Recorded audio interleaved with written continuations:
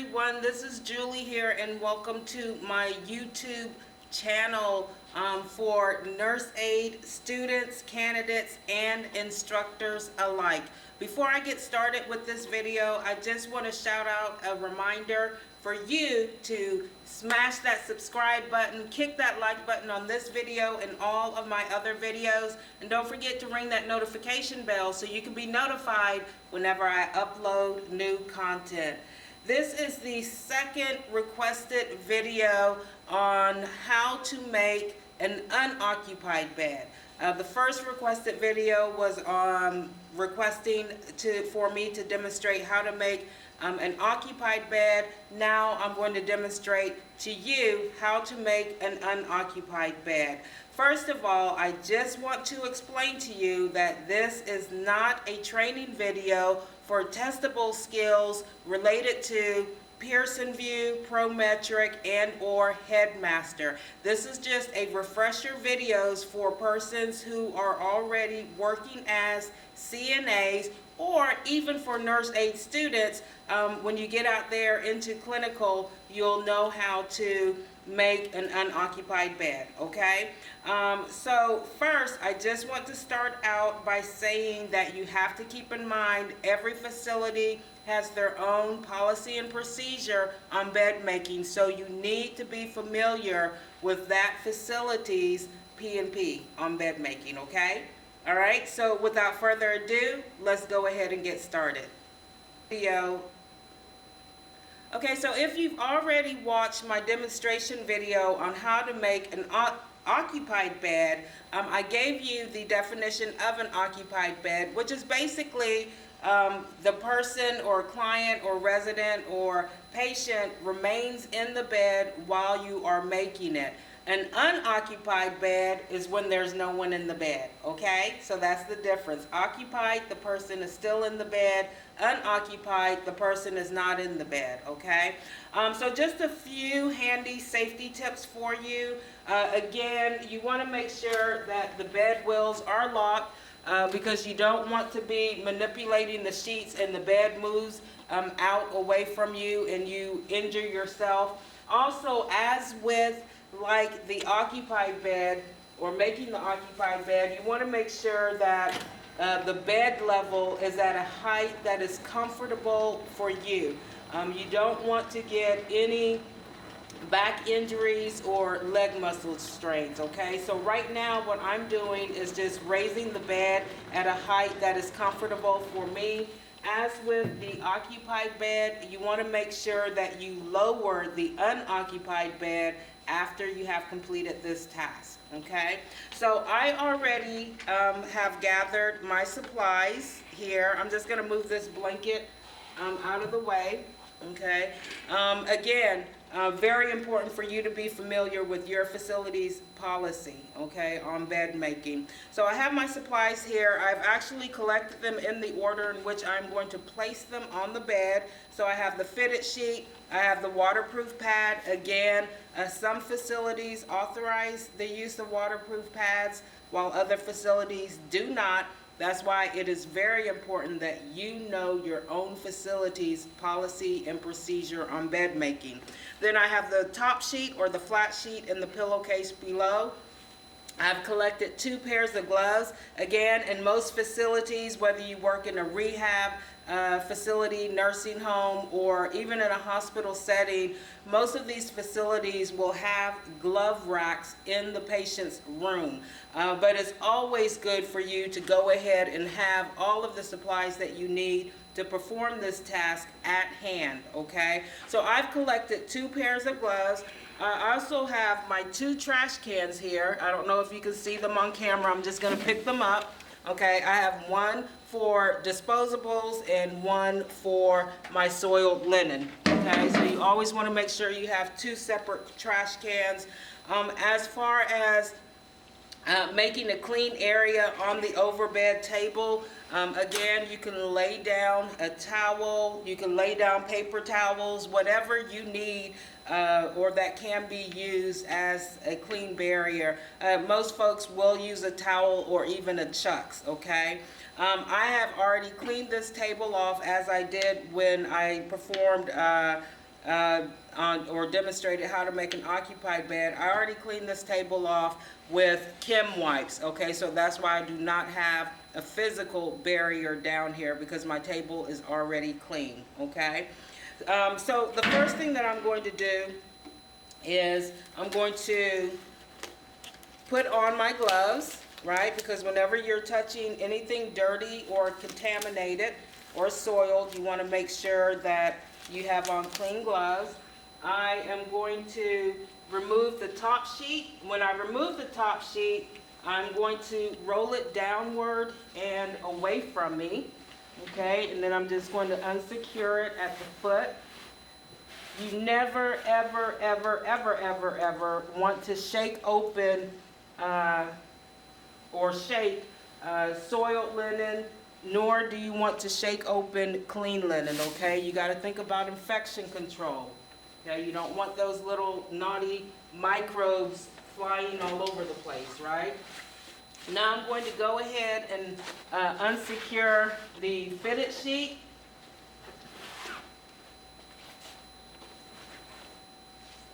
From the corners.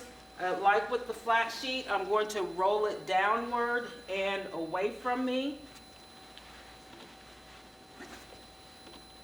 And I'm going to throw that into the soiled linen. And now I'm going to remove the pillowcase, roll it away from me, and place it in the linen or the wastebasket, okay? Now I'm going to go ahead and remove my gloves. I'm going to sanitize my hands, okay, with hand sanitizer. And you want to make sure that when you're applying the hand sanitizer, in order for it to be effective, you have to continue rubbing your hands together until your hands are completely dry, okay? So I'm rubbing, okay, and my hands are completely dry. Now I'm going to don a clean pair of gloves, because I want to make sure that I touch clean with clean, right?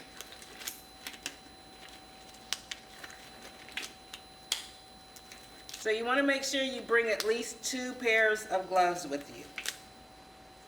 There we go. Now I have my clean gloves on. And, you know, it all depends. It actually depends on you whether or not you wear clean gloves while placing the clean linens. The CDC does not require the wearing of clean gloves while placing clean linens. That's just going to be, you know, your own decision to make, okay? I do want to tell you one thing, though. If you, let's say that you remove the sheets and the sheets were soiled, maybe the person was incontinent of urine, maybe the urine soaked through to the bottom sheet and onto the mattress, please, please, please clean the mattress, okay? Don't place clean sheets over a mattress that has been soaked with urine, okay? So make sure you clean the mattress. You can clean it with warm, soapy water, or you can clean it with Chem wipes, okay? That was one of my biggest pet peeves when I would observe CNAs changing the sheets. You know, the urine seeped through the bottom sheet and the mattress was wet, and they would just place the clean sheets on top. It's like, oh my gosh, that is so gross. Don't do that. You got to think about infection control. Would you want to be lying on clean sheets that are on top of a dirty mattress? I don't think so. And then you got to think of the smell and the odor also, okay? So keep the mattress in mind when you are making the bed, okay? So now what I'm going to do is I'm going to place the fitted sheet. Again, I'm not going to shake open the fitted sheet. I'm going to unfold it. And let me see if I can find the tag here. Here. I'm just going to turn it over. I'm going to secure one corner at the foot I'm going to go on the other side here, and I'm going to secure at the head of the bed on the opposite corner. And now I'm going to secure the other corner at the foot of the bed. And then I'll walk on this side and secure the top corner.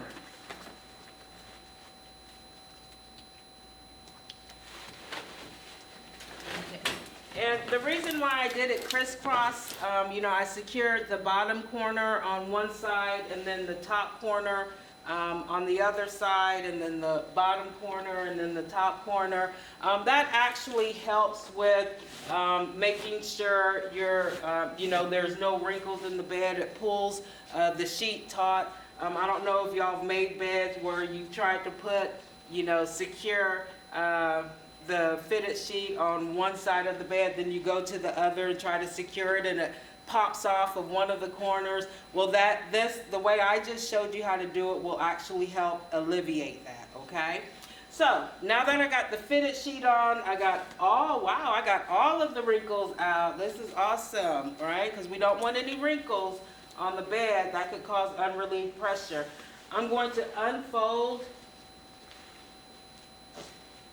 the waterproof bed, and again, I'm going to straighten out as many wrinkles as I can, okay? And again, you need to know what your facility policy is when it comes to waterproof pads or linen protectors. There may be some residents that do not require a linen protector, okay? So you want to make sure you know what your policy is. Now that I have the fitted sheet on and the waterproof pad, I'm going to go ahead and unfold my top sheet.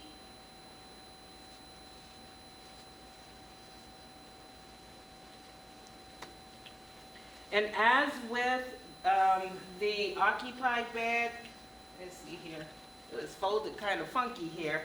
Let me find the tag. Here we go.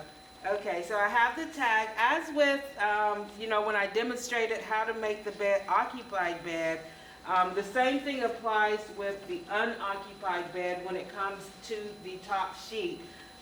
Because the seam is ribbed on the underside is where the tag is, you want to make sure that the ribbed seam is facing up. So this area here will not cause any unrelieved pressure on the person. So you actually want the smooth seam to be touching the person, okay? So I'm going to go ahead and place the sheet over the foot rail like so.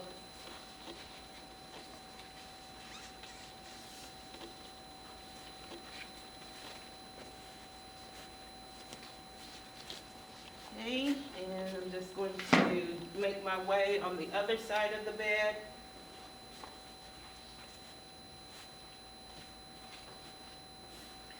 And now I'm going to secure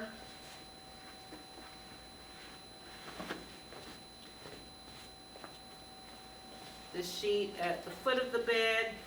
Again, I'm going to pull it taut. I'm going to make hospital corners so it can look pretty. There we go. And I'm going to come on the other side and do the same. I'm just going to move the trash cans out the way. A lot of people ask too, hey, how can I move the trash can once I have my gloves on? Well, use what God gave you, right? He gave you legs, He gave you feet, He gave you elbows too, right? So just move the trash cans out of the way with your feet, okay? So on this side, I'm going to make another hospital corner. I'm going to pull this sheet taut.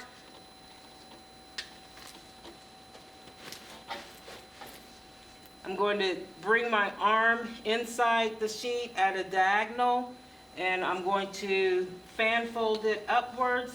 Once I get it fan folded, I'm going to tuck in the excess portion of the sheet.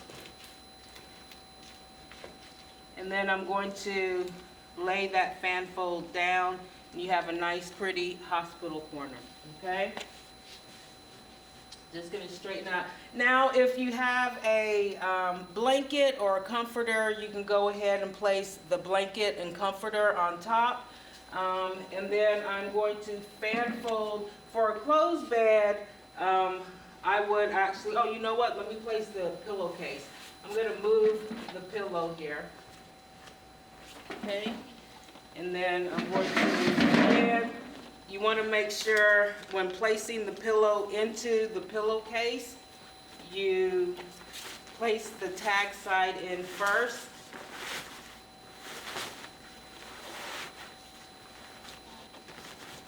And just straighten that out. And with this open area here, I'm going to go ahead and close that up, right, to make it look nice and pretty. There we go. I'm just folding in the edges of the pillowcase, and now it's closed, nice and pretty. I don't know if y'all can see that. See? Nice and pretty. And then I'm going to face the open end. I will face towards the person's room door. I'm going to place it on here like this.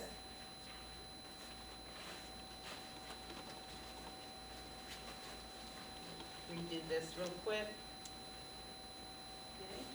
Like this. Now, for a closed bed, you would actually drape the sheet over. I'm going to show you how to do that real quick.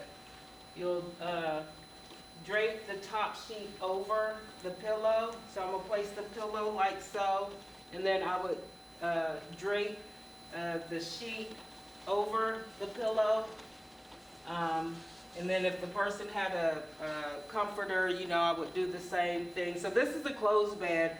A closed bed you can make if the resident, patient, or client is not expected to get back into the bed, expected to get back into the bed anytime soon. Maybe it's a resident that stays up all day, stays out of the room all day, or a resident that is on an overnight pass or is out on pass for a couple of days. Maybe they're out at the hospital. And so you would want to make a closed bed. An open bed you would make if, I'm going to just push these out the way. An open bed you would make if the resident, patient, or client is expected to come back into bed. Let's say, you're taking care of a resident that usually will eat breakfast, eat lunch, eat dinner, and then after staying up maybe 30 minutes to an hour, maybe they come back and get in bed to take a nap. Then you would want to make an open bed. Or even an open bed if you are expected to receive an admission via a wheelchair, or if that admission is ambulatory, you make an open bed. What I'm doing is just fan folding the sheets downward, like so.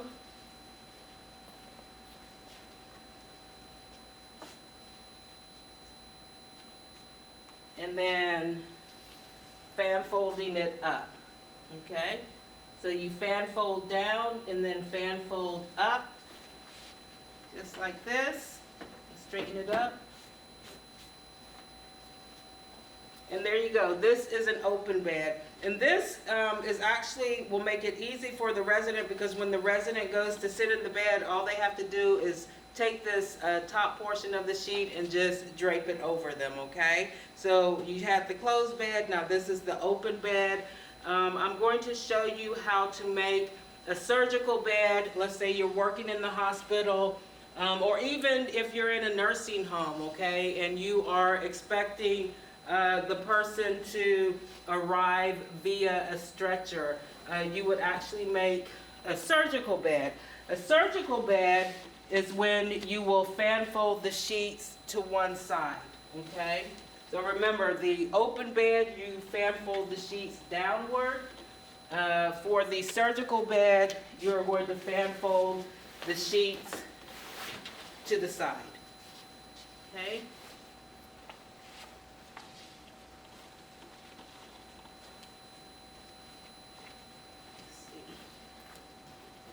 Just trying to get it. I mean, I'm kind of sort of anal and OCD, right? I like it nice and neat. and then I'm going to fan fold it back up. So you fan fold down and then fan fold up.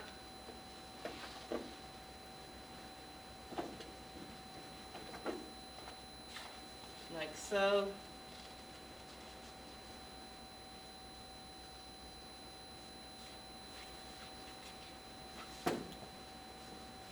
And then I will remove the pillow, and I will place the pillow, either on, furniture that's in the room, or on the resident's bedside stand, or on the overbed table.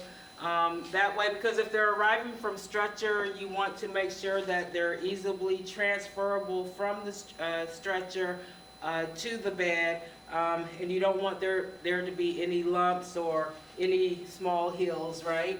And then once the person gets in the bed, you get them positioned, then you can go ahead and place the furniture. Place the pillow, okay? So, I've showed you how to, or demonstrated how to make an occupied bed, how to make a closed bed. Remember, the closed bed you will want to make if the resident is not expected to return to their bed anytime soon. I demonstrated how to make an open bed. The open bed you'll want to make if you expect the resident to return to beds, back to bed. And then the surgical bed, made for, if you're receiving a patient via stretcher, or maybe the person is coming back or coming out of surgery, and this is how you would do it. That way, when you transfer the person from the stretcher to the bed, all you have to do is fan fold the sheet over him, okay? So that is it. I'm going to go ahead and close this bed back up and make an open bed.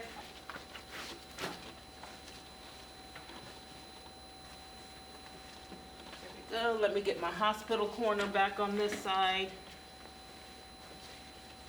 Remember, a hospital corner, just place your arm up underneath the sheet in a diagonal. You'll make a triangle and then fan fold it back down.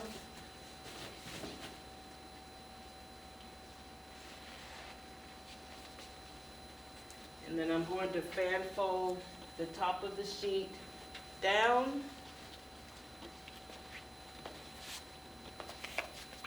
Like so.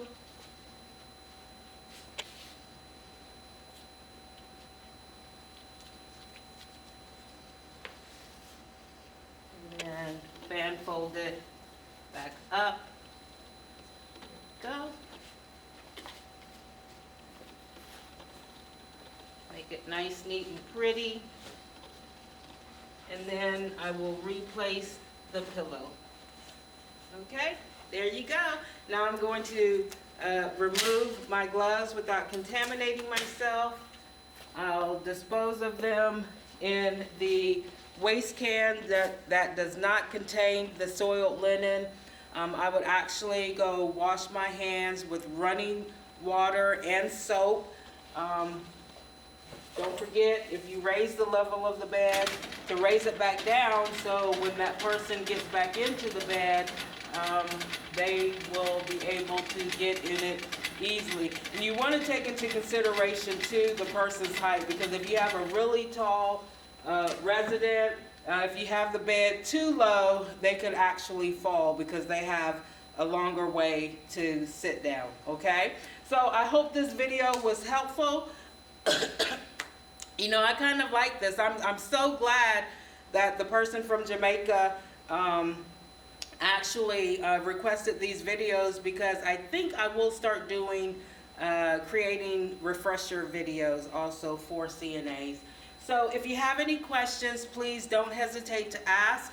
I will place my business email address in the link beneath this video. I am also going to place my Etsy storefront link at the bottom or beneath this video. So make sure you visit my Etsy storefront. Even if you don't purchase anything, favorite it, maybe favorite a couple of items. But if you do purchase something, hey, thank you so much, all right? I'm still designing more products. I slacked off for a couple of days, just took a break, but I will be designing more products to place on my Etsy storefront, okay? So continue to show me love. Go to my storefront, purchase something, favorite my storefront, favorite items that are in my storefront. Don't forget to smash that subscribe button, kick the like button on this video and on all of my other videos.